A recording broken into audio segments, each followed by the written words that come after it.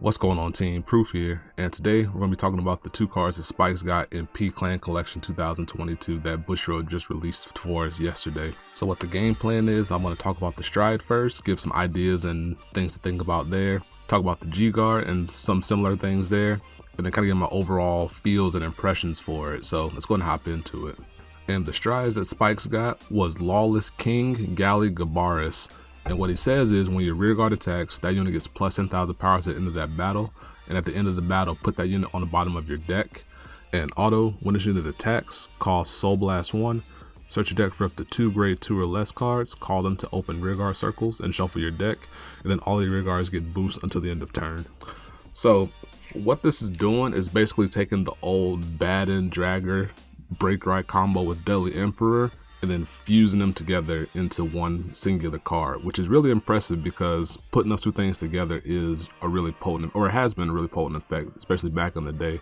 But now it's self-contained into one unit and then helps enable multi-attacking and then all those things along the way.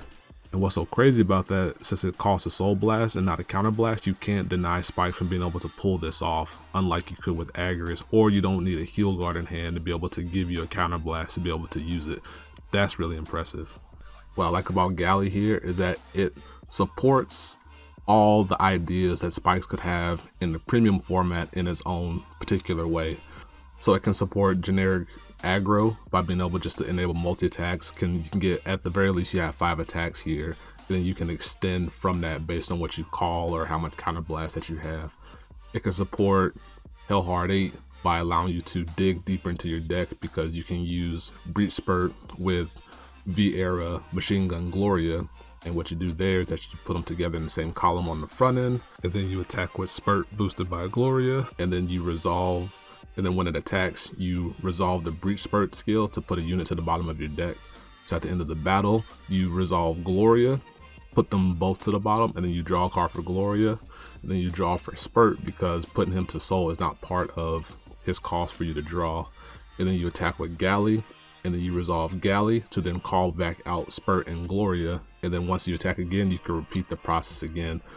So effectively you can add upwards of 7 cards to your hand during your Stride turn with this particular combo.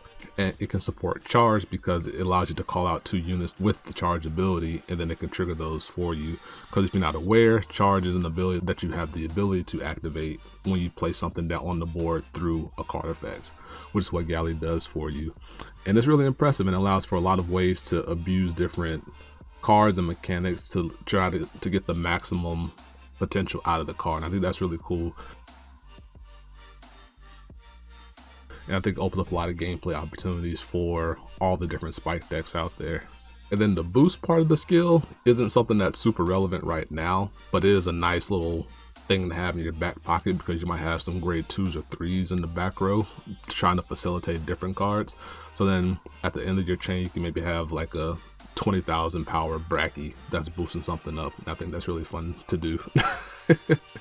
Some gameplay things to keep in mind is that he's able to play a Vanish in Field game, which is good for the likes of Narukami who may want to use Stunverse, and he's useful in some respects against Link Joker with the same Vanish in Field idea because it keeps the front row clear for us. However, since he's still a superior call, once cards are locked on the board, they can't be removed via Galli here, but that's fine. We still have ways to help maneuver the Link Joker matchup. Unfortunately, there's not much in the way of help in the Mega Colony matchup in the face of Empress Gridora because she locks down the superior call aspect of it, but that's kind of something that's been a thorn in the side for Spikes since inception. And is also useful in the face of some disruptive G-Guardians as well because the calls can still happen on his attack skill. So if your opponent chooses to use the disruptive G-Guard on the front end, we can still call things on the back end, or we can get maximum use out of our cards on the front end, and then we won't feel as bad if they remove them on the back end because we still got some value out the deal. And then another negative that I just thought of is that he doesn't flip. So if you're a deck that relies on having a fast or an accelerated G-Zone count such as Hellhard 8, you may want to consider that in your game plan because Galli doesn't flip, so it doesn't give you 2 cards in the G-Zone at the end of the turn, which can help set up different ideas for what you want to do for your G-Zone or for your G-Guards and the things of that nature. Now for the G card, we got Compassion Queen Villainess Ibisa. And she says, when this unit is put on your guard circle, counterblast 1, choose 3 normal units from your job zone, and then this unit gets their original shield value until the end of that battle. And then if you choose one or more grade 3 cards, you draw a card, and then you put the chosen cards on the bottom of your deck in any order. So she's basically like another version of Hecaton Gase, which is a tried and true G guard that Spikes have used ever since the card came out, for at least the last 6 years or so. And the reason why I say it's kind of like it, because they operate in the same fashion of putting cards into the bottom of your deck. Where she differs is that she costs a counterblast to use, and she can't return trigger units to the deck, and she can't choose units in your soul either. So you need to have some number of units in your drop zone ready to fire off to get the max value out of Evita here. But that's still well and good, because she becomes a wash by doing so. And she can still max out at 35k shield if you choose 2 grade 1s with 10k shield value. So it's still pretty nice. And there's opportunity for her to have more than 35k shield if you choose grade 1s that have 15k shield in your deck as well. That's a deck building choice.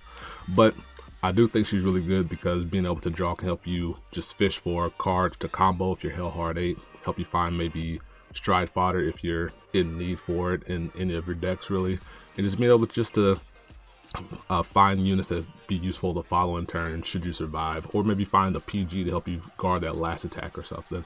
So there's value in being able to cycle the G guard or the heal out of your hand into a fresh card. All in all, I think these cards are fantastic additions to Spikes and Premium, both of which I would give like a solid 4 out of 5, 8 out of 10, whatever arbitrary ranking system you want to use. I think these cards are very good, and they open up a lot of lines of play in my opinion. So that'll do it for my first impressions of these 2 cards. I really hope you enjoyed. Let me know what you think down below, and I'll catch you next time. Peace. Be easy.